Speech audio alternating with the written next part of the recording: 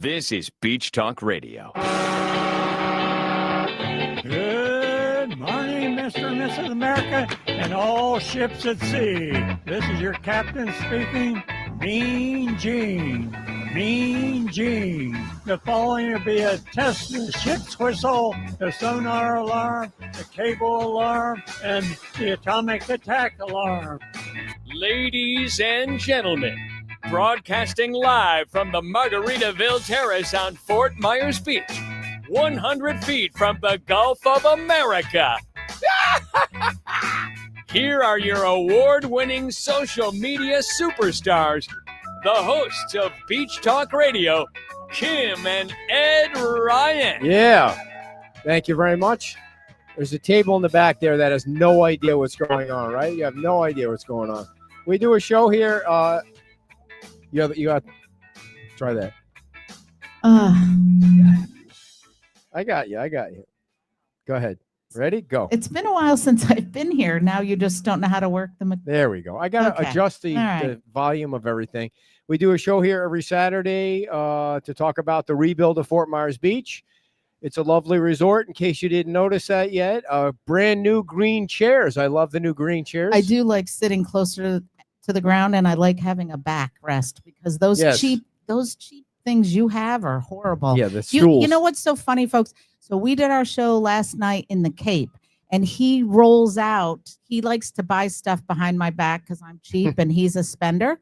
So he rolls out these really expensive microphones last night when I get there. And I'm thinking, it's so great. Yeah, you can hear everything. Meanwhile, I'm going to have surgery on my back because we've got stools that we use that are like $12 stools. Oh, they have $7.99 from Walmart. $7.99. That's what my back is worth. So but boy, those microphones. They are sweet. $700 each. Yes. So we're going to take these chairs with us to Cape Coral for next Friday's show. Like these chairs. I did want to mention. Feels more relaxed. Yes.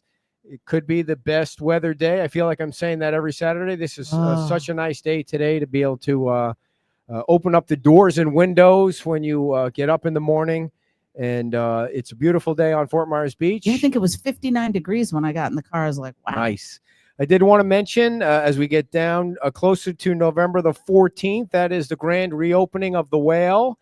And Woo! I asked Dawn if she wanted any announcements made. So the 14th is when the grand reopening will be of the Whale. If you haven't seen it yet, you should go by and take a look at it. And then the Illuminations Parade, which is Dawn's idea, is November the 15th. So a lot of stuff going on here at Fort Myers Beach. Oh, I see everybody comes out. Look at this group coming in everybody slow comes and out steady. when the weather's nice. So the other thing is I wanted to ask you, being that I made you come today, if you plan on coming to the mayor's show tomorrow.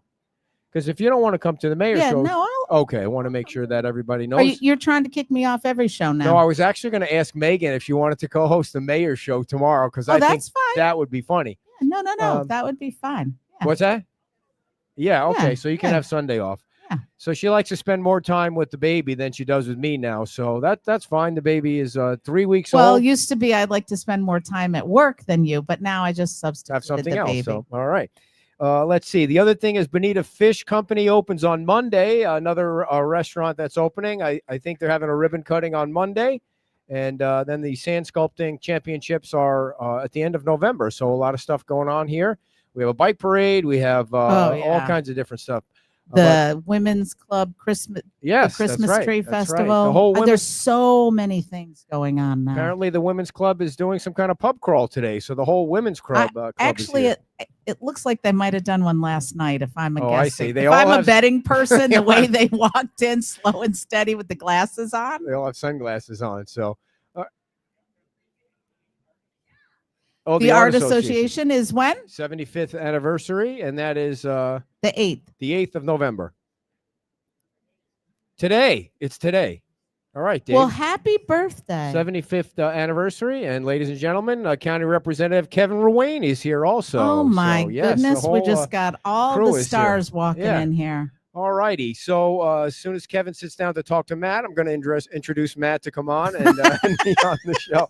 All right, our guest for the hours, we have so much to talk about with Matt, and he's a property appraiser for Lee County. So if we can get a big hand for our guest, it's Lee County property appraiser, Matt Caldwell, everyone. You want to give him a microphone, or would you like him to yell? It's right here. Oh, no wonder it got all confused. There we go.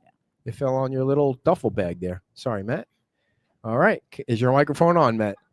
Sounds like it is. Yes. It is. We are live. Yes, we are. And I see you didn't bring the fancy microphones for the Saturday show. What's up with that? they're actually out in the car. I just didn't feel like going all the way down the stairs again and bringing them up. But That's I know, all right. Matt, The used ones will make it work. and I didn't You've been here a couple of times, so now you get the used. I didn't even change the mic flags. They say Cape Coral on them. Hold it So like this. very lazy today. Here we go. Here we go. What is wrong with you? I didn't feel like doing any work today. So It's too beautiful out. It is very nice out. This is spectacular weather. So Matt, the first thing I wanted to ask you about was you spent some time in the state legislature.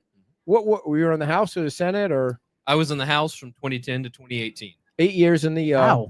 in the House? And the reason I bring that up is because we're in the middle of a recall here. It may be over on Tuesday. It may not be over on Tuesday. And the issue that some folks like John and Karen have with the way the recall state legislature is written. You just need to fit certain words into a petition.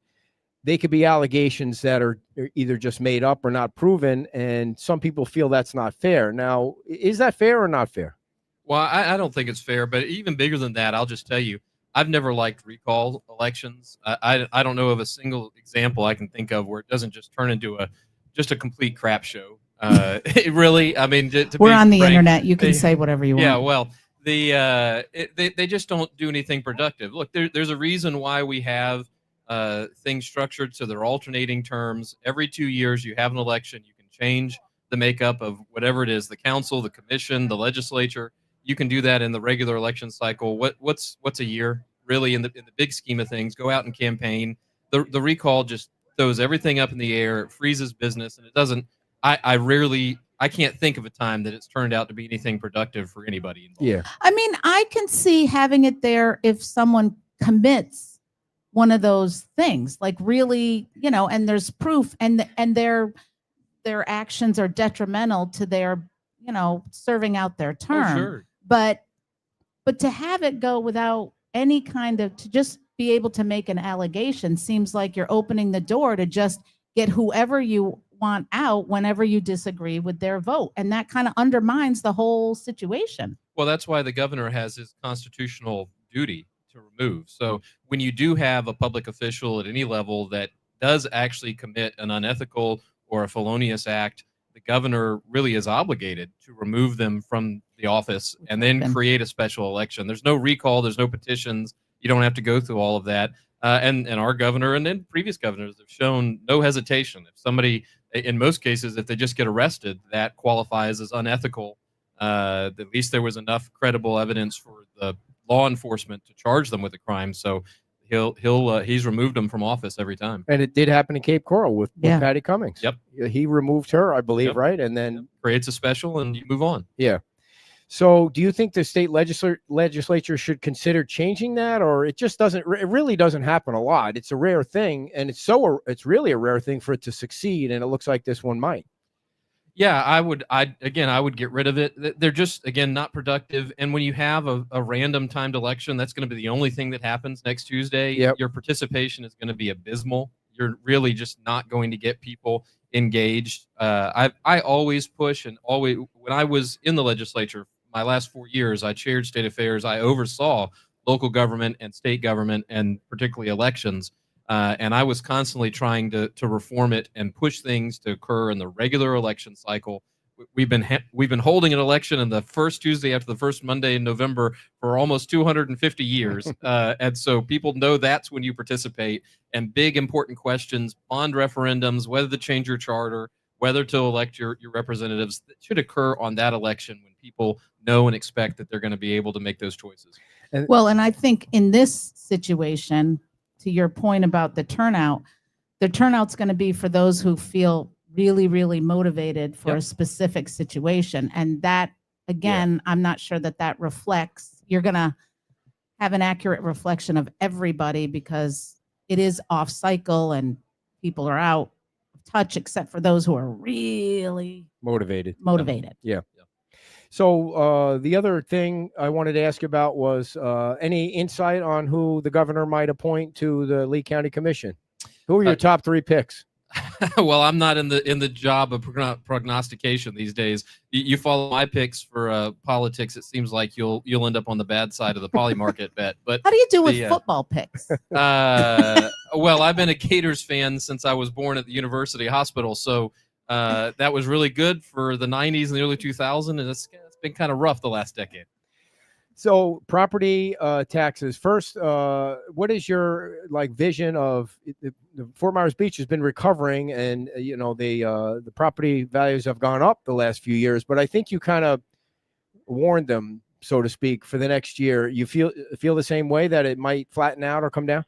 Well, for sure, the first 2 quarters of this year were very flat in real estate across the whole country, really. There's been some more movement, but I think a lot of that is also because we're back into season, so you get people coming in and looking to move here and buy during the wintertime. But in terms of that economic activity, I mean, we're coming down off of the biggest collective economic boom that we've ever gone through in Lee County. The combination of recovery from the hurricane, so you had somewhere between 10 to 20,000 people directly displaced that had to go out and find a different place to live, at the same time that you had COVID, which drove prices through the roof because of material costs, but also because of just inflation that now we've been still dealing with, and the COVID result that everybody wanted to move here at the exact same time. So, I mean, it was absolutely bonkers for about a year and a half, 2 years. In comparison, this feels like maybe a letdown. Maybe historically this is more normal, and we had just lived through such a crazy time economically that we lost perspective on it. So what should they expect next year?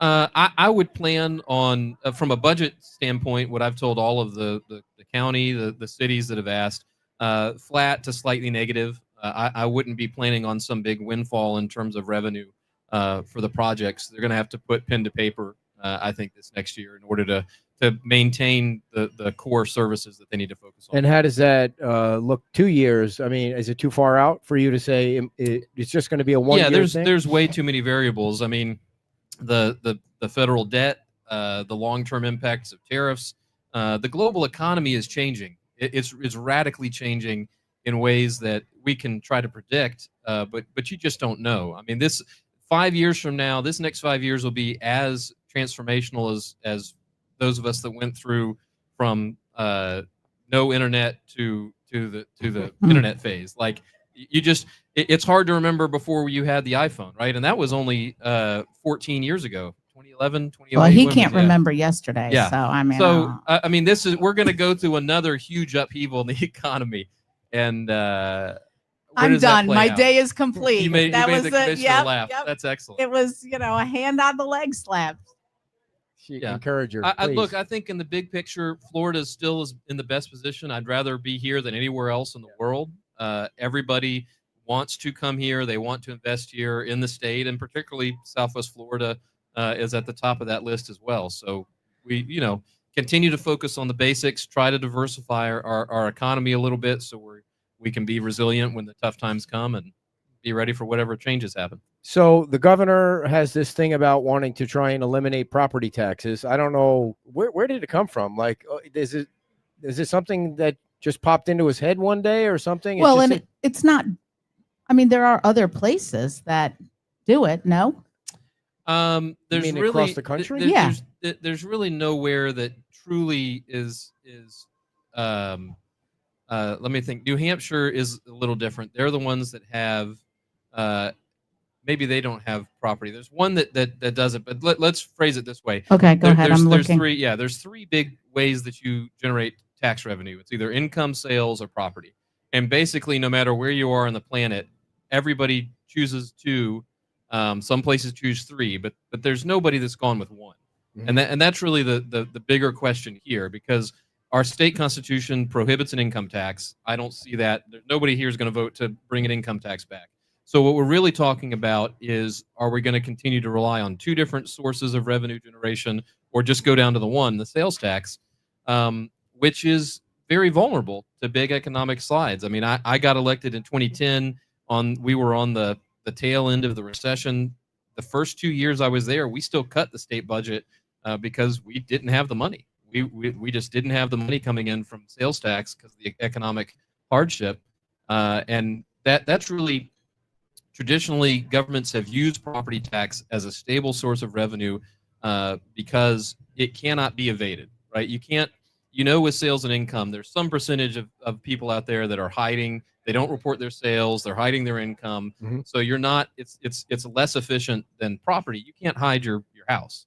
You can't hide your real property. And so in terms of equity and in terms of regular revenue, that is what traditionally governments have relied on, particularly local governments, to be sustainable. Even when the economic times are hard, you still collect the taxes in order to pay the police, to pay the firefighters, to keep the lights on. So where did he come up with this idea? Like it didn't seem like there was a clamoring from some kind of lobbyist that was out there banging on doors, or I mean, why is he trying to do this? Well, it's been bouncing around for a while. Okay. People that have paid close attention and get involved, but it's now. I'm saying like inside the Capitol. Don't feel bad if you're not wandering up and down the halls. I just gave him a hard time about not really paying attention while he's at home all the time going to the gym. Listen, would that we were all in as good a shape as that is. Listen, can I tell you a quick story? So I go to Cape Coral yesterday because we were getting ready for the show. So I like to go to the Crunch Fitness there. And there was a guy, that was walking around, and I knew I recognized him. Like I knew who he was, but I didn't know if he was somebody from the beach that hated my guts or if it was somebody that like was from Take Out the Trash Committee, because I just couldn't figure it out. The list is growing. And I knew that I recognized him, but he was out of place, and I just, as I'm leaving the gym, I can't figure it out. And you're just racking your brain trying to figure it out. Is he a sheriff's deputy? Is he, and then I realized it was Mike Giambardo. Like the state senator. He's a state senator. I had just seen him, state rep. I just seen him 2 days before. Yep. He was out of a suit. I've never seen him out of a suit before, but he was there working out with his son. That happened to you with the sheriff too, right? When he was out at the gym. You don't recognize people out of their uniforms. We saw Marcino at LA Fitness, and he had this like ugly purple like 70s sweatsuit on. Like maybe he was trying to. Sorry, I love purple, but it looked weird on the sheriff. That's all. He is driving a dealer's vehicle, so keep it over there. On my third vehicle now, still waiting for my truck to come back. No, it is rough. You run into people. They see me at the grocery store and start asking me questions, and I'm thinking, where do I know this person from? Yeah. So there are now apparently eight bills in Tallahassee. Can I just ask if property tax were to go away, how does that impact local? Well, dear, you're jumping ahead. You're jumping ahead. There's 8 bills, right? 8, some kind of somebody bill. Give me a script so I know when to interject my one or two questions. Put the baby down for 10 minutes and follow along here. Follow the bouncing ball. Where's the baby? The baby's at home. The baby is too young to really come out and be around all of us germy people. It's only 3 weeks old. Oh, 3 weeks. Yeah. Maybe next time. Do you have any grandkids? No grandkids yet. No, my daughter's about ready to graduate high school. Oh wow! How old are you? I'm 44 now. Oh geez. Yeah, way too young. Yeah. So the 8 bills. Why 8 bills? Why not just one? Well, I mean that is really back to the question of where did this come from? So the governor's proposal is he stayed very high level. I mean, this whole time he just says, I don't like property taxes, get rid of property taxes, but has not as of yet published an actual, like, this is my 3-point plan or 5-point plan of what that looks like and what that means. And there's so many different ways you can go, right? So most of the conversation gets focused on the property taxes based on millage, the ad valorem taxes based on the value of your home. But there's the other half of the tax bill that's the non-ad valorem assessments. We all pay our garbage bill at the bottom of the tax bill. And there's some jurisdictions around the state that have layered on 2, 3, a dozen non-ad valorems outside of the whole millage structure. So which are we talking about? Both? We talking about one or the other? All the proposals from the House deal with ad valorem taxes. They deal with the value-based taxes. And I think the reason they've thrown out so many different ideas is just trying to see where this conversation is going.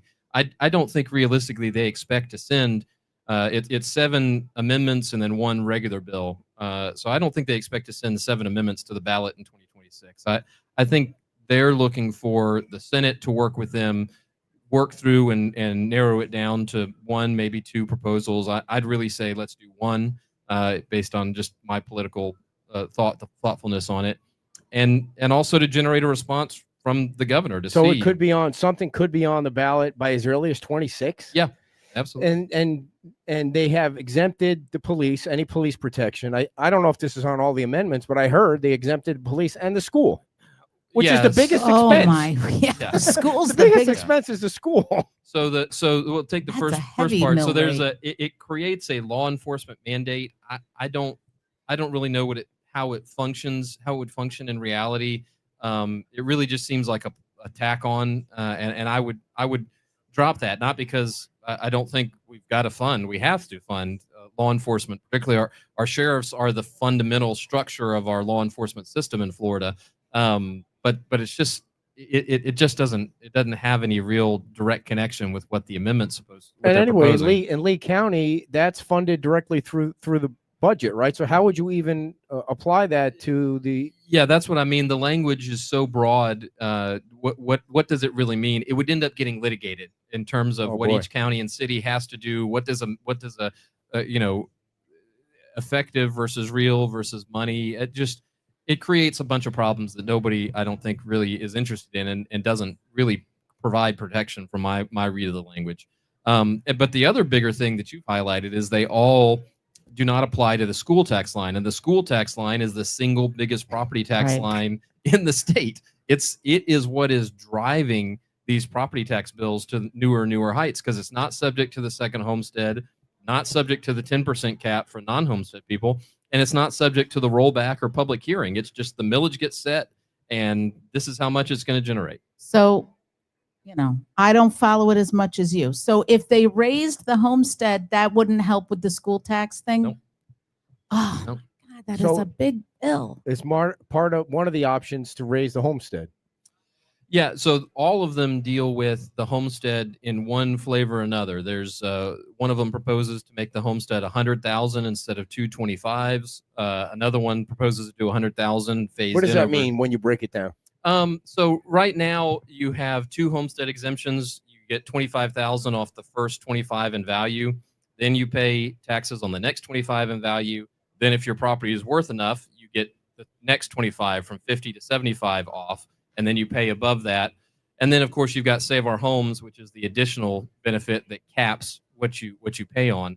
The problem with the whole numbers is the original homestead in 34 was $5,000 when the average property owner, the average homeowner's property was worth about $4,500, $4,500. So for most middle income and lower income homeowners in 1934, they weren't paying any tax.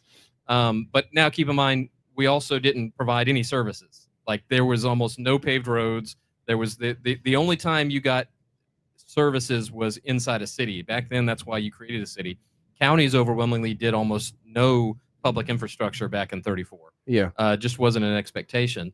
So you'd have to change your whole thought about what you expect out of your county government in particular if you were going to try to match that. But that was ruined by inflation. The first 25 was ruined by inflation. The second 25 has been ruined by inflation because the values, it loses effectiveness. So the one I like the best is 207, HJR 207. It proposes a percentage, a 25% homestead deduction.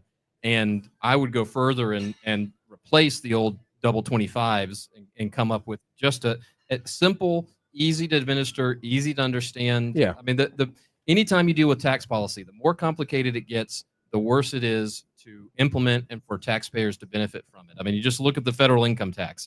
Nobody knows from one year to the next. Even your accountant can't really tell you with 100% certainty that when they sign off on it, that there's not some arcane rule somewhere that you violated. And that's sure. Yeah, but it's ridiculous. And so that's my biggest fear, is that we waste this moment and don't do anything. My second fear after that is we end up with some half sandwich that makes it more complicated and more difficult rather than simplifying it and getting the So benefit. explain to What yours do you- again. Explain yours again. Is want it it to just be- a simple 25, not simple, but a 25% of the value of your home is what you would get as an exemption? So the proposal would be above, so it'd keep the 225s and then 25% off everything above 75,000. Okay. So in Um, Lee County, how much would that take out of their budget? I'd have to go back and do the calculation, but your statewide, I think homestead properties are 18 billion. So if you knock 25% off of that, right, you're getting it's still multiple billions of dollars. And since we're one of the big 10 counties, we'd see the lion's share of that. So I think Wait, let me ask you, on a $200,000 home, can you tell me what the difference would be from now to if it went into that? Yeah. So before Save Our Homes, before the cap calculation, right? So regardless of what the market does, you also have the 3% cap in terms of your assessed value. But this all happens, they happen on two different streams, and then you combine it to get the total savings. But Sounds simple. Yes. This is back to my point about making it complicated. Set Save Our Homes aside for a second. Let's just say you're a first-year homeowner. You just Okay. moved here. The house is 200,000. You'd get your 225s off. So now you're at 150. Then you get an additional 25%. So now you get another 50 off of that. So your starting year would be 100,000 that you get taxed on. that you get taxed on. Okay, so Lee County is. It looked like they were projecting out a few years they'd be in a deficit. Mhm. Your plan would put them in a further deficit, or really anybody's plan. So how do they make that money up? Well, Now you're blaming him? yeah, no, it's a great question. There's no way around the fact that homestead property relief comes directly at the expense of the non-homestead properties. So commercial properties, they're going to pay to make up the back end.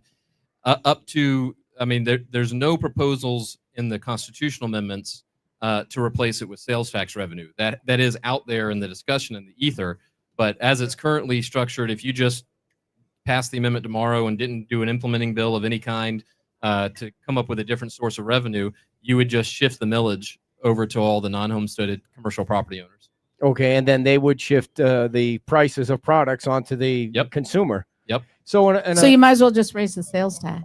well, Well, that's that now you're in the heart of the argument. yes, for sure. So the argument here on Fort Myers Beach would be if there was some kind of change to the property taxes, that it would be sales tax that you would have to raise to make up the money, because they're running on a limited budget, $2 million budget on Fort Myers Beach as it is. Now you're taking some of that away, and then how do you make up for it? I mean, if you're just talking about homestead changes for the beach, you overwhelmingly the tax roll here is non-homestead. Okay. So I don't think you would see as big an impact on the beach or on Sanibel in those specific jurisdictions as you would be countywide. We've got about 230,000 homestead accounts in Lee County out of the 600,000 parcels. So, Wow. about 40% plus or minus. But that's overwhelmingly going to be made up of Cape Coral, Lehigh, San Carlos Park, and Fort Myers.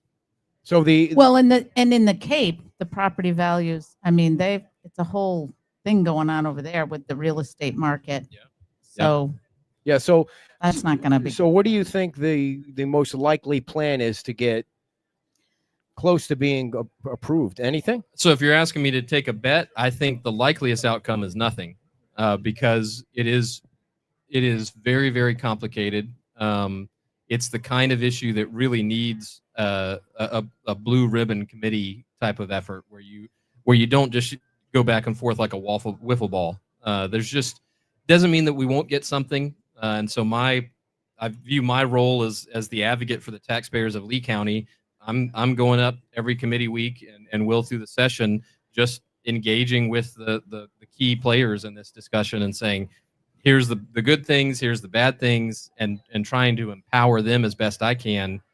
So when and if it does become all right, here's what we're going to do, they'll at least understand the consequences from an on the ground perspective. Where is our delegation leaning? Have you, when you talk to Martin or Botana or Mike, where do they seem like they're leaning? Well, they're definitely pro property tax reform, and that's where I don't want it to come across, and I try to always reiterate, we need property tax reform. Inflation has destroyed the old homestead value.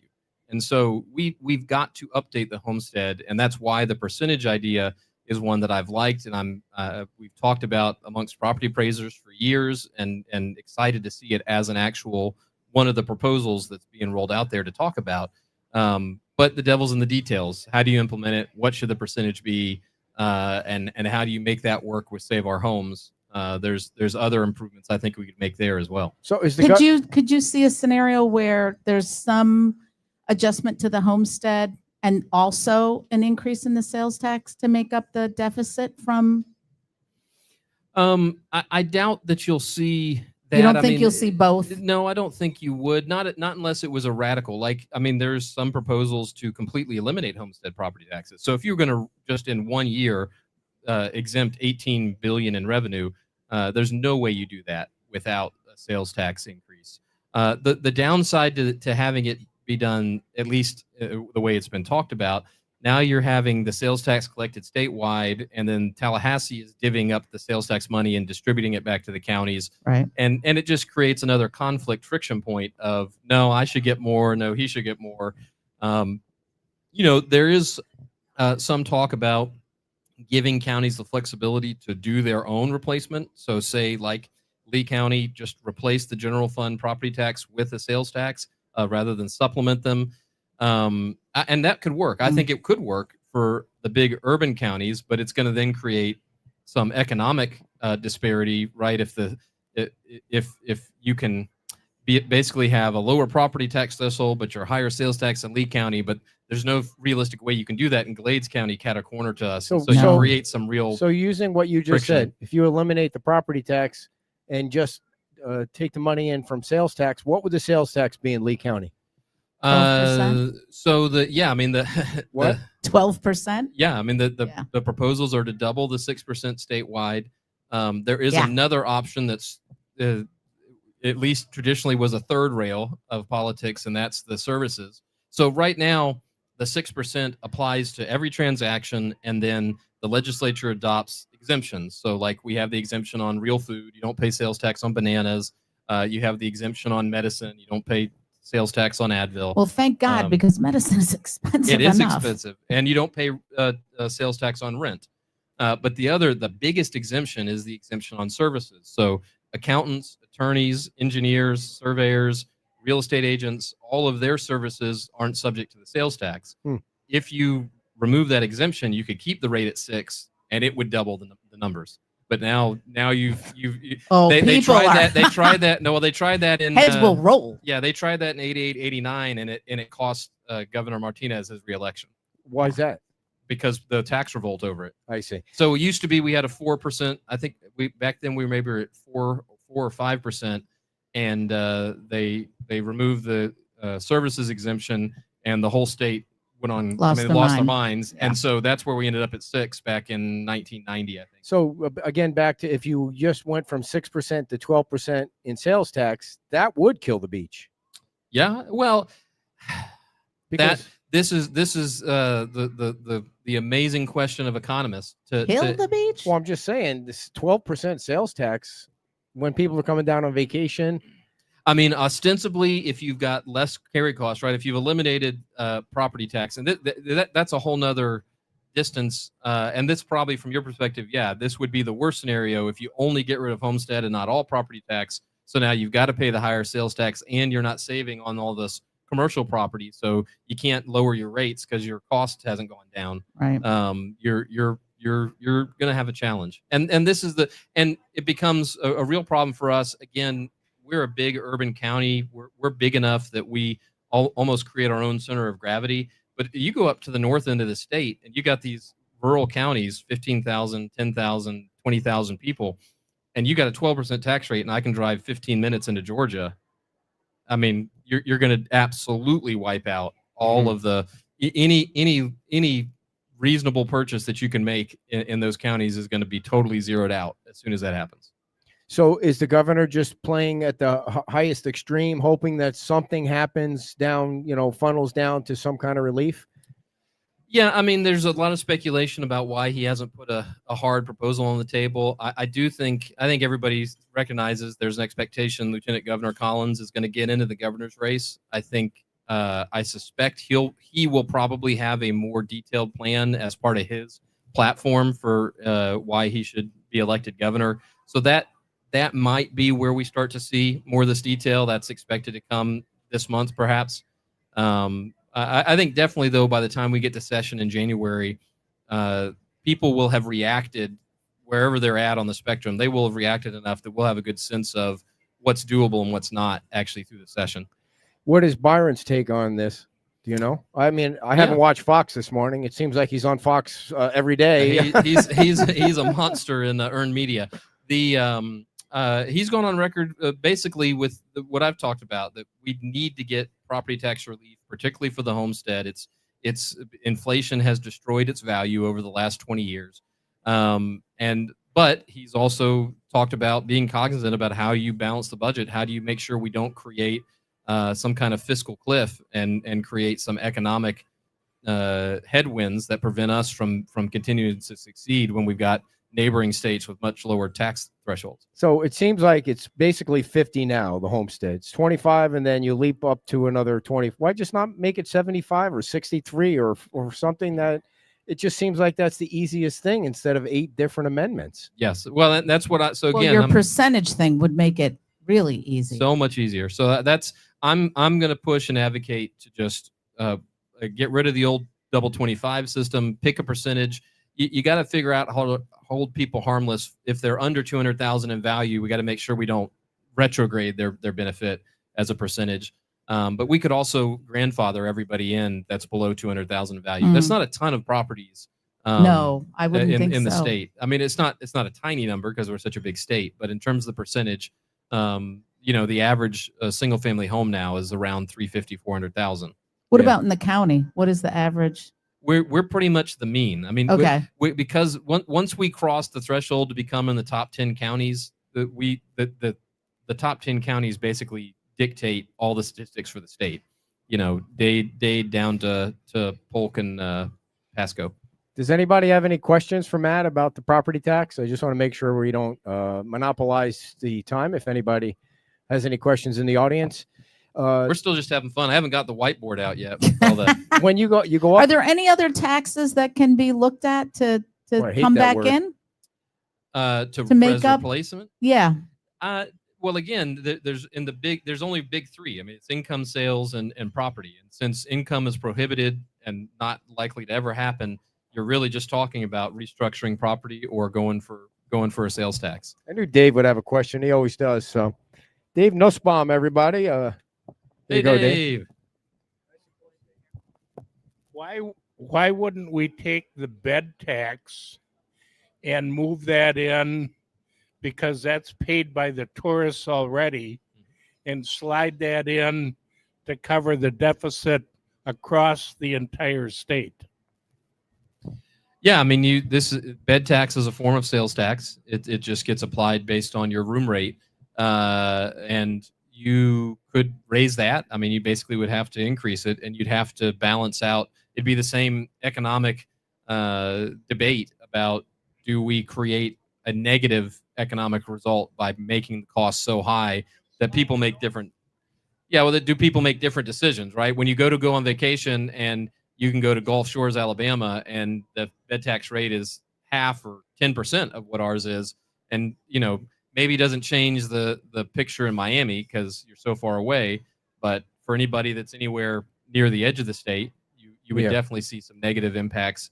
And so what does that mean in terms of revenue? I mean, that's really, so what's going to happen this next week, the revenue estimating conference, that's made up of the egghead economists from the executive branch, the House and the Senate. They all get together, and anytime any bill gets proposed that has a fiscal impact, they score it and do their analysis of what is this going to really result in. So we're going to have, hopefully in the next week or two, specific financial analysis of each of these 8 proposals in terms of what the cost would be, at least on the cost side, to then figure out how do you make it up. How are they going to be able to estimate how it impacts every single municipality? They're not. They're just going to do how it impacts the state budget. Yeah, well, they'll do statewide property tax collection. So you're going to have magnified effects. Again, if you're in a jurisdiction like the Beach, where more of your tax roll is non-homestead, that's going to be a different impact than it is in LaBelle, where most of your tax roll is homestead.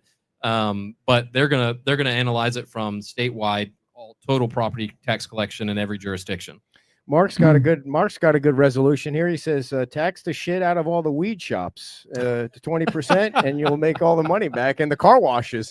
That's a good idea. The car Yeah. I washes. don't know if you're going to make it all back. The weed shops and the storage units. Yeah, I mean, that's back to the economic impact. You know, we've jacked up the tax on tobacco sales, cigarettes, all tobacco products way, way higher than it was 20, 30 years ago. And so actual revenue has kind of flatlined because it does change behavior. It gets to be too expensive. I mean, I don't know. I don't smoke cigarettes, but you can see the price point. I mean, you're talking like $8-10 for a pack. Yeah. Yeah, when my mom I want to say this tax is like $5 on the pack for the state tax. Yeah, when if my they mom raised the tax on drinking, then we'd really I think people would pay that no matter what. we'd recoup Well, that. No, I mean Like that. this is real economic theory because the tax is so That's high. real economic But theory. no, what people will go underground. So the tax on tobacco products in New York City is so high that tobacco sales off the back of a truck is a major line of business for the organized crime. When my mom used to make me run into Pathmark to get her a carton of cigarettes of Newports, they were $9 for a carton. For a carton, Yeah. Now it's just that's for one pack. Yeah. So I mean, so same thing with the weed, right? If you make the weed tax 30%, then you give a huge financial advantage to the street dealers to come back and start making their money again. What did you think of this whole NBA gambling thing? Did you see the whole NBA? Yeah, that was a big segue. I'm just wondering what He your doesn't thoughts want to on that. comment on it. Yeah, the marrying of the gambling interest with athletics, it's just dirty. I mean, you go in a century from the Black Sox scandal to now you've got the signs in the outfield telling people to lay a bet on the game. I've basically stopped watching pro sports in general over the last 10 years, and college sports is getting destroyed by the NIL nonsense and these contracts. I mean, kudos to the agents that are negotiating these buyout contracts over 10 years. Tax them. Yeah. Well, so I think I saw something the other day, maybe in Texas, or there's another state that's prohibited their university system from agreeing to these 10-year buyout contracts and putting a cap on what you can the length of time you can be bought out, basically. And they need to get together and take this seriously. It's gotten absurd. It would suck to be Brian Kelly today, right? You lose your job at LSU, but on the way out, they write you a check for $54 million. Yeah. Crazy. It's crazy. So how should people follow along with this? Because I don't think it's hard enough to get people to follow along in the local politics of what's going on. And it'll be interesting to see how many people vote here on Tuesday, because it's really been something. If you're following along something, it's that locally, but the state legislature, it's like, I don't even think people know how to follow along. Well, and the other thing too is when they go, when they go into, if something comes up in 20 and they go in to vote on it, I know it's like, you got to really read what you're voting on. And if you don't have some knowledge from before, you're coming in there like you're in Google on your thing, and you're like, the wording is double negative. So you're like, I don't even know what my yes or no vote means. Yeah, by the way, he said he was going to call the governor for you. You don't have to live in the specific district to be appointed to the county commission. She wants the governor. Move on over, Kevin. I'm coming up. No, I mean, your best bet is to follow. To sit next to you, not to take it. Your best bet is to follow the Tallahassee press. I mean, you got a lot of different groups. Florida's Voice, Florida Politics, Florida Daily, Capitalist. They all have Politico Florida somewhat. I don't follow them as much anymore because they've just gotten they got an angled. Yeah. But the other ones, they all. I mean, it's a lot of inside baseball. That's why I said before about paying attention. It really is. You gotta kind of stay up with it every single day. To see where it's going and where it's flowing, and you got to be present. You know, I always said politics is like the raffle at the end of the Kiwanis meeting. You got to be present to win. Yeah, and so you got to be sober. Yeah, well, that's true too. I don't know that sobriety is a disclaimer for your winning the raffle. It can affect if you stand up and say I have the ticket. Well, that's true. I would definitely encourage sobriety at a committee meeting. So is there a timeline for this in Tallahassee? Like, I know they have to approve a budget by a certain date. Is that all wrapped into what this is going to be about? Yeah. So even years, they do the early session. So January, February, I think it goes to the second week of March, actually, the 9 weeks. And That's their regular session. Now, the budget doesn't expire until July 1. So if they go to overtime like they did last year, they could go for months. And you've kind of seen that in the governor's discussion about this with the press, that if he doesn't think that if what they present, or if they don't present a property tax reform, he plans to call a special session to force them to deal with this after that March. So it sounds like he really wants something done before he leaves office. Yeah, I mean, there is. We talked about the advantages in terms of not being able to evade taxes, right? You can't hide your property; it's stable, but it is a land rent. I mean, at the end of the day, it's a cost to ownership that you can't avoid, and eventually, if you don't pay it, the government has the right to take your property. So he's very sensitive to that point, and he wants that addressed. Do I think realistically we could get to in 1 year Zero. no taxes on homestead? No, that's just not. I just don't think financially. But Matt, so your idea sounds pretty basic because you can understand it, and I don't even mean that in a negative way. I mean you can understand it and people can get behind it. Are you going to try and organize and get people to get behind what you're proposing? Because you got up to the podium at the state legislature there, and I swear I think everyone gets up there for whatever 90 seconds, and then they don't do anything. They don't even talk about anything. They leave.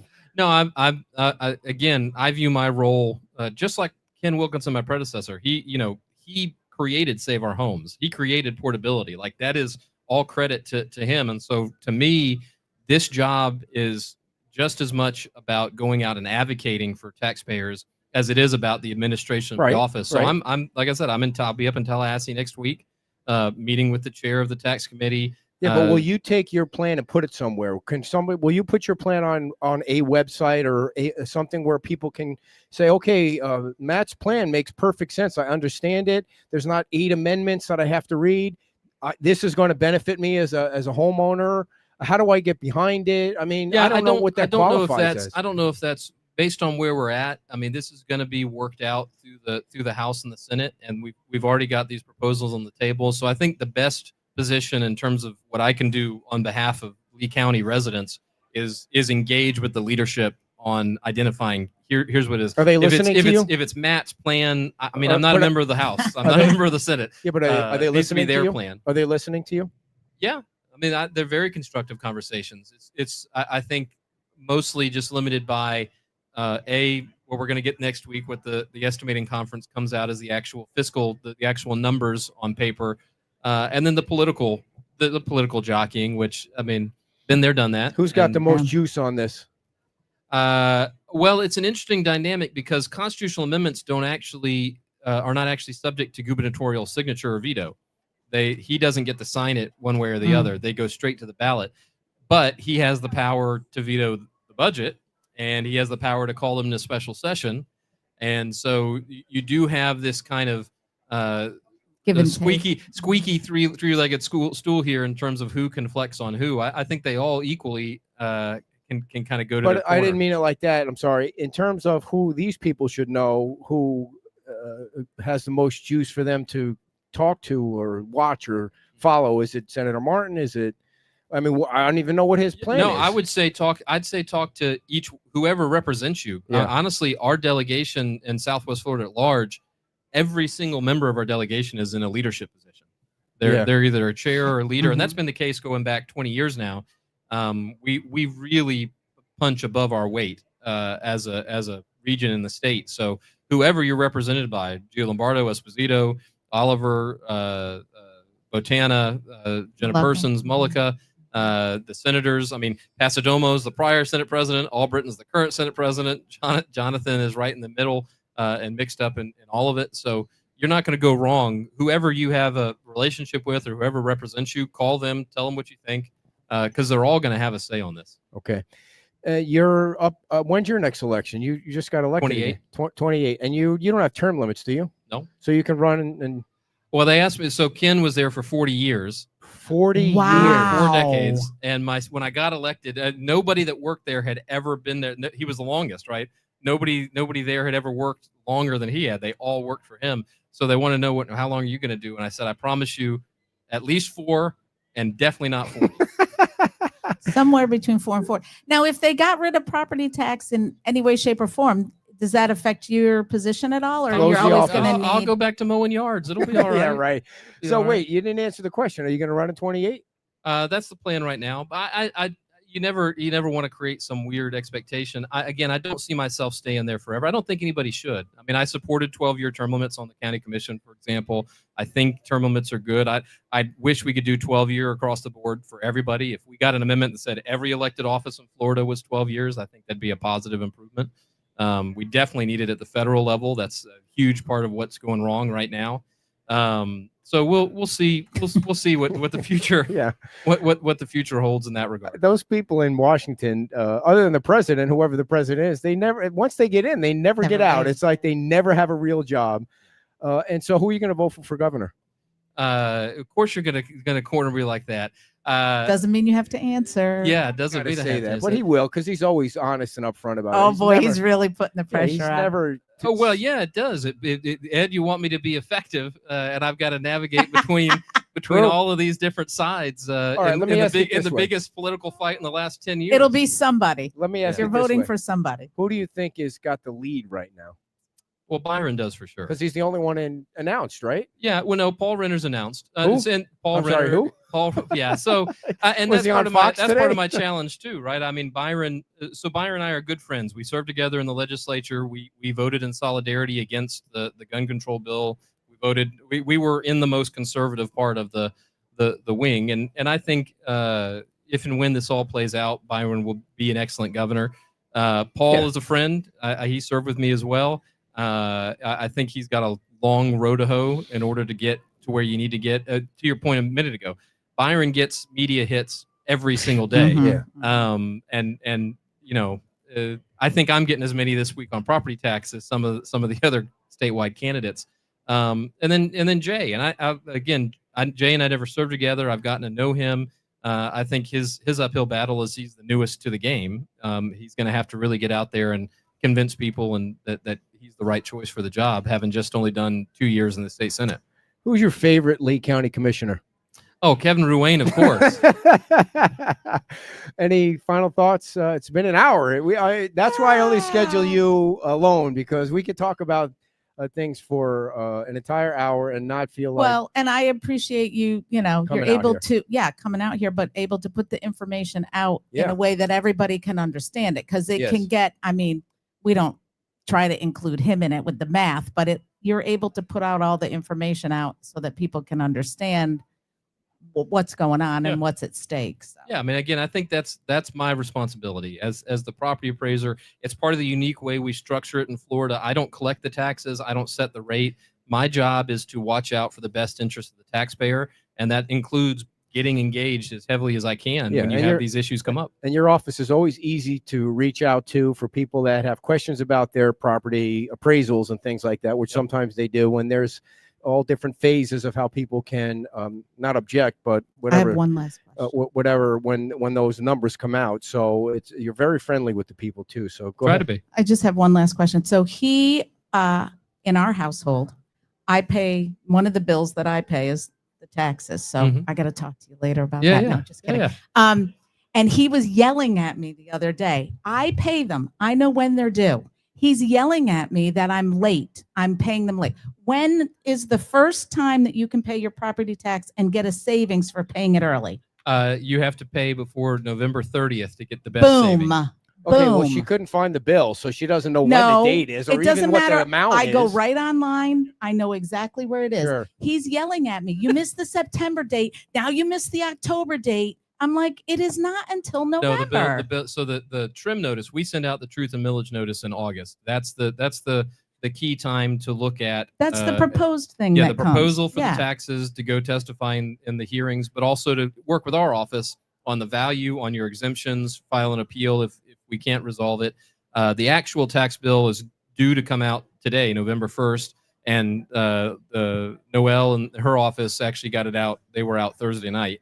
Early on the internet, so you could even have jumped on it 2 days early if you were that ready. Yeah, and if you pay it, the earlier you pay it, you get a better. You get a bigger discount. They're due. My check is in the by mail. the end of March. The last day of March, they have to be paid, and so every month you go before that, you get a 1% discount. So 1, 2, 3, 4. Yeah, 4% discount in November. And you Big- know me, I'm thrifty, so Yeah. I'm paying that sucker. Sure. Big hand for Matt Caldwell, your property Hey, appraiser, everybody. thank Thank you, you very thank much, you. Matt. Thank you. Thank you. We're going to have somebody from the resort come on and tell us what's going on here right after I tell you Right in about the our sun. sponsors, dear. The Best Western. Yeah, Best Western is a brand new sponsor of ours. They are right down the street from us here. They have complimentary breakfast and Wi-Fi. They're in walking distance to the restaurants and the shops, but far away from the noise and the crowds. No resort parking or parking fees. I mean, no resort or parking fees. They do have parking. And all the rooms are efficiencies, and most have private balconies. So if you can't stay here at the Margaritaville Resort, maybe the Best Western right up the street. Island Pancake House, if you want to enjoy a nice breakfast. They have a full bar at the Island Pancake House. There's nothing like pancakes and whiskey when you're hanging out on the beach. They're open 7 days a week, 7:30 until 2 o'clock, and they're willing to stay open longer if you just want to sit there and talk to them. Their restaurant has a full liquor license. They're locally owned and operated, and they will make your breakfast or lunch. If you want a mayonnaise sandwich on wheat with nothing else, they'll make it for you.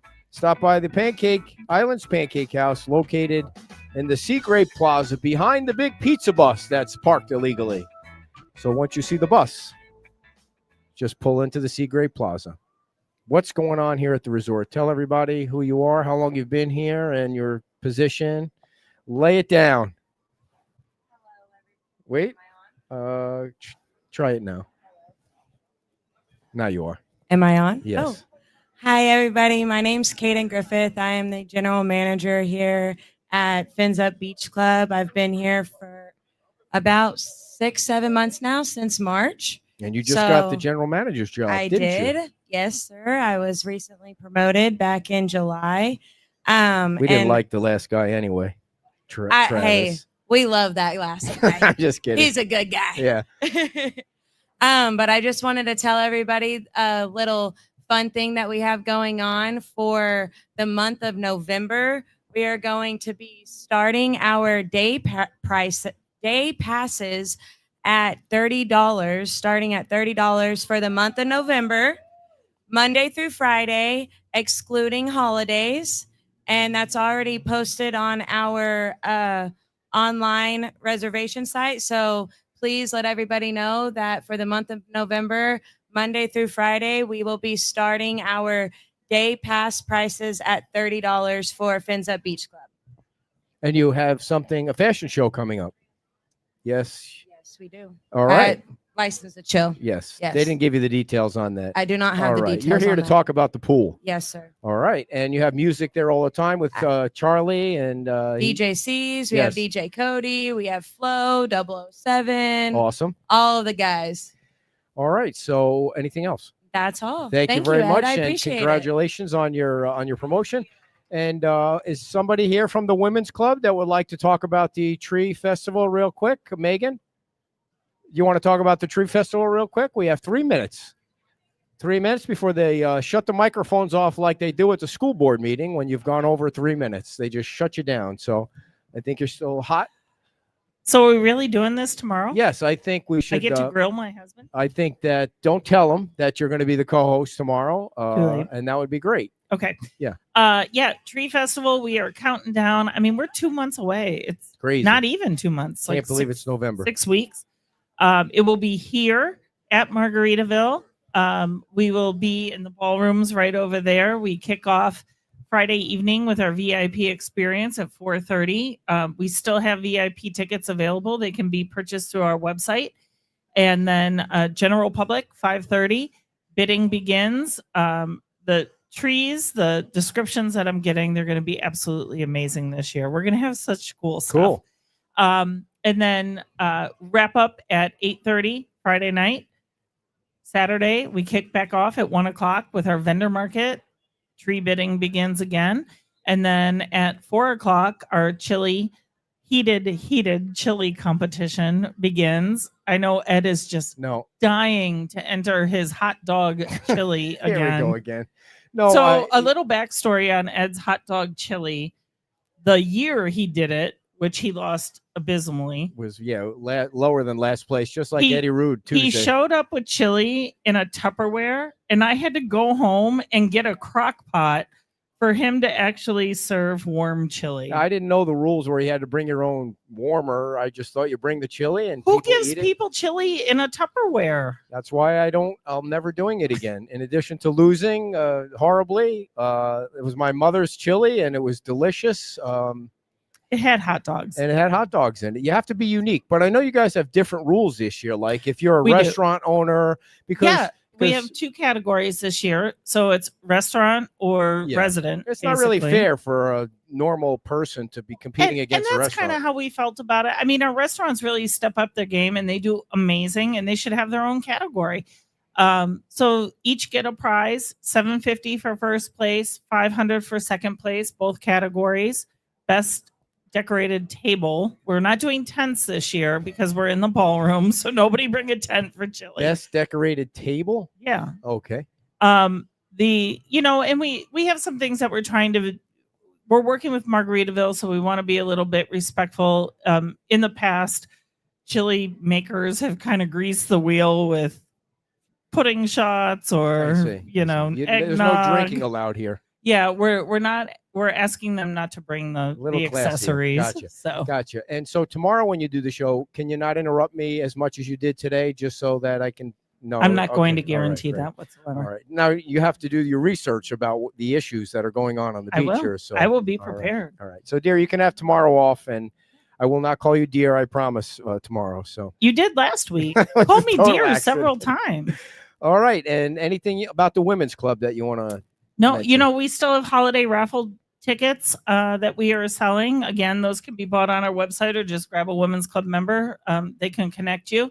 And those, the grand prize drawings you get to choose one of 3. It's a Vegas experience, a Churchill Downs experience, or a San Diego whale watching experience, Nice. which are all amazing. Any of the drawings leading up to that are cash drawings, and your name goes back in for the grand prize. All right. Thank you, Megan. We'll see you tomorrow at 10 o'clock. The show starts at 10. All right, everybody. Our last sponsor of the day is another brand new restaurant that opened on the other side of the bridge, Marina Cantina. They had a grand opening celebration on October 25th. And if you have a chance, as you leave the island and you drive through 9 new traffic lights, you should stop by the Marina Cantina restaurant. They are open 7 days a week, starting from 3 o'clock and until 9 o'clock, Monday through Friday, noon to 10 o'clock, Saturday and Sunday. And you can come by boat or by car. There's plenty of free parking and dockage right at Salty Sands. They're a waterfront location. It's one of the best sunset spots on Fort Myers Beach, overlooking the marina and Matanzas Pass. So thank you to Marina Cantina. Thank you to Megan for sitting in and giving us an update. And thank you to our property appraiser, Matt Caldwell. You all have a great Sunday. Enjoy the weather. Bye-bye.